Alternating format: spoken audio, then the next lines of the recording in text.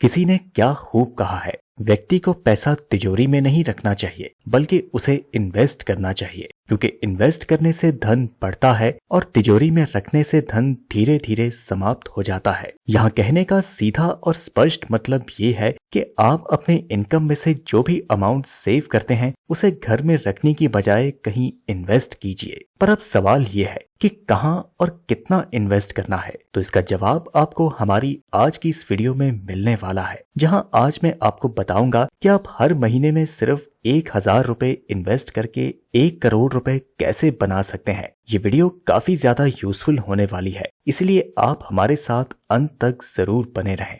दोस्तों, जब भी इन्वेस्टमेंट की बात आती है तो लोगों के दिमाग में सबसे पहले एफडी यानी कि फिक्स डिपॉजिट का ख्याल आता है। एफडी के अलावा लोग रियल एस्टेट और गोल्ड में भी इन्वेस्ट करने पर जोर देते हैं, बिना ये सोचे समझे कि उनका ये इन्वेस्टमेंट उनके लिए कितना बेनिफिशियल साबित होने वाला है। खैर, अगर बात की जाए एफडी की तो इसमें रिस्क ना के बराबर होता है, लेकिन इसमें रिटर्न भी बहुत कम मिलता है। इसमें केवल 5% का रिटर्न मिलता है, यानी कि आप इसमें जो भी पैसा इन्वेस्ट करेंगे उसका केवल 5% रिटर्न ही आपको पूरे साल भर में मिलेगा। और अगर आप आज की महंगाई पर गौर फरमाएं तो आप समझ ही जाएंगे कि इस रिटर्न का आज के समय में कोई मतलब नहीं। वहीं अगर बात गोल्ड और प्रॉपर्टी की करें तो हम कह सकते हैं कि ये एक अच्छा इन्वेस्टमेंट है, लेकिन इसमें प्रॉब्लम ये है कि ये बहुत ही ज्यादा एक्सपेंसिव होते हैं। जब आपके पास एक अच्छा खासा अमाउंट रहेगा तभी आप इनमें इन्वेस्ट कर सकते हैं। अब जिन लोगों के पास लाखों रुपए नहीं है वो तो यहाँ इन्वेस्टमेंट कर ही नहीं सकते, तो फिर उनको कहाँ इन्वेस्ट करना चाहिए? तो इसका जवाब है स्टॉक मार्केट। जी हाँ, स्टॉक मार्केट, जिसे लेकर लोगों के मन में बेवजह एक खौफ बैठा हुआ है।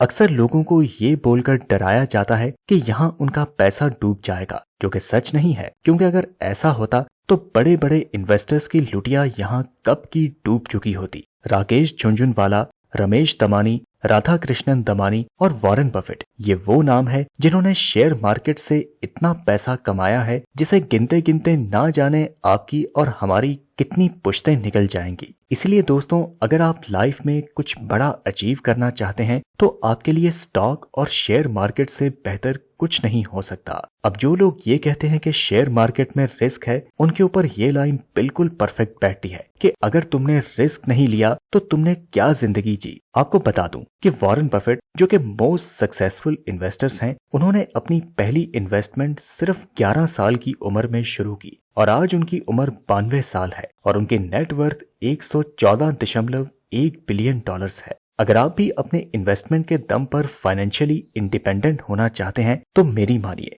आज से ही आपको स्टॉक मार्केट से अपने इन्वेस्टमेंट की जर्नी को शुरू कर देना चाहिए। और यहाँ सबसे अच्छी बात यह है कि इसके लिए आपको लाखों करोड़ों रुपए इन्वेस्ट करने की जरूरत नहीं है, बल्कि आप हर महीने सिर्फ 1000 रुपए इन्वेस्ट करके भी शुरुआत कर सकते हैं।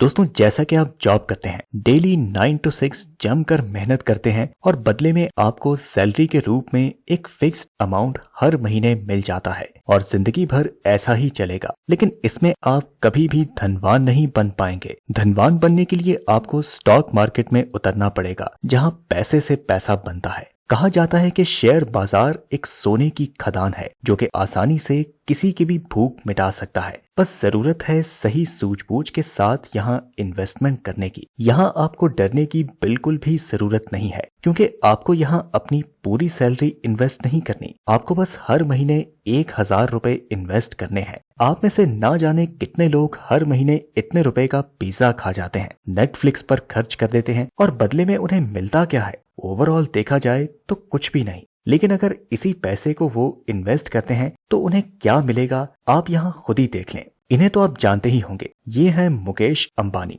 ये रिलायंस इंडस्ट्रीज के चेयरमैन हैं।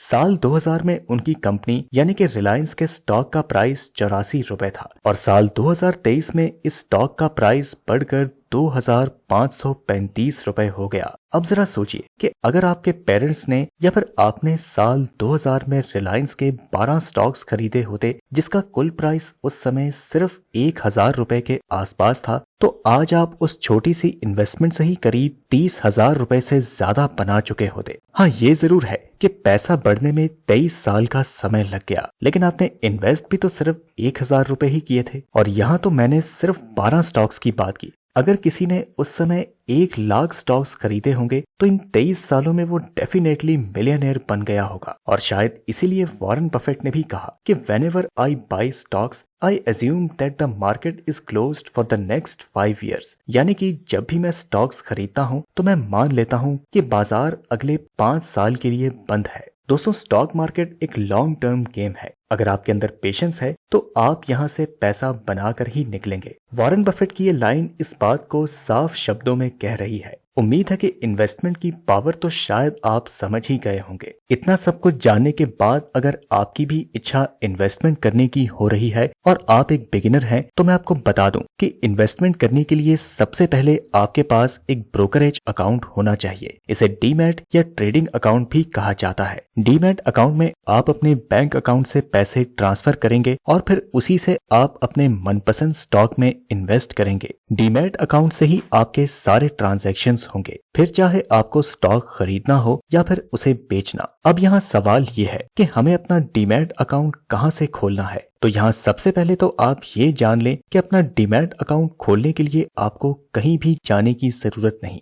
ऑनलाइन कई सारी ब्रोकरेज कंपनीज हैं जो आपका डीमैट अकाउंट आपको खोल कर देंगी। अगर मैं टॉप 3 ब्रोकिंग कंपनीज की बात करूं तो इसमें ज़ेरोधा, अपस्टॉक्स और एंजल वन का नाम आता है। इनमें से किसी में भी आप अपना डीमैट अकाउंट खोल सकते हैं। और इन तीनों की सबसे अच्छी बात यह है कि यहाँ स्टॉक्स खरीदते समय किसी भी तरह का ब्रोकरेज चार्ज नहीं देना होता। यानी कि यहाँ आप जब चाहें जितने चाहें उतनी क्वांटिटी में स्टॉक्स खरीद सकते हैं, वो भी बिल्कुल फ्री में। दोस्तों, डीमैट अकाउंट तो हमारा खुल गया। अब सवाल ये है कि हमें किस स्टॉक में पैसा इन्वेस्ट करना चाहिए ताकि हमें अच्छा बेनिफिट हो। तो दोस्तों, शेयर को चूज करने से पहले आपको बस अपनी आंखें खुली रखनी है और जिस स्टॉक में आप इन्वेस्टमेंट करने जा रहे हैं उसकी थोड़ी सी जांच पड़ताल कर लेनी है। आपको उसकी कंपनी के बारे में जान लेना है कि वो कौन सा प्रोडक्ट सेल करती है, कब से काम कर रही है और उसकी मार्केट में कैसी पकड़ है, वगैरह वगैरह। एग्जाम्पल के लिए आप डाबर के टूथपेस्ट को ले लें। डाबर का नाम आप कब से सुन रहे हैं? शायद जब से आपने अपना होश संभाला है तभी से। डाबर कल था, आज है और शायद हमेशा रहेगा। डाबर के प्रोडक्ट्स को हम सभी लोग अपनी डेली लाइफ में भी इस्तेमाल करते हैं। इसी तरह आप SBI को ले लें। हर घर में आपको कोई ना कोई ऐसा मेंबर जरूर मिल जाएगा जिसका अकाउंट SBI में हो। SBI एक गवर्नमेंट ऑथराइज्ड बैंक है। SBI आज से 20 साल पहले भी थी, आज भी है और शायद आने वाले समय में भी रहेगी, क्योंकि जाहिर सी बात है कि गवर्नमेंट अपना बैंक तो बंद नहीं करेगी। दोस्तों, एक बात ध्यान दीजिए, यहाँ मैं SBI या डाबर के शेयर को रिकमेंड नहीं कर रहा हूँ। मैं आपको सिर्फ समझाने के लिए इन कंपनीज का नाम ले रहा हूँ। ये पूरी तरह आपकी ही चॉइस है कि आपको कौन सा शेयर पिक करना है। आप अपनी जांच पड़ताल करके ही इन्वेस्ट करें। बस एक बात का ध्यान रखिएगा कि आपको लॉन्ग टर्म इन्वेस्टमेंट करना है, तभी आप यहाँ से अच्छा पैसा बनाकर निकलेंगे।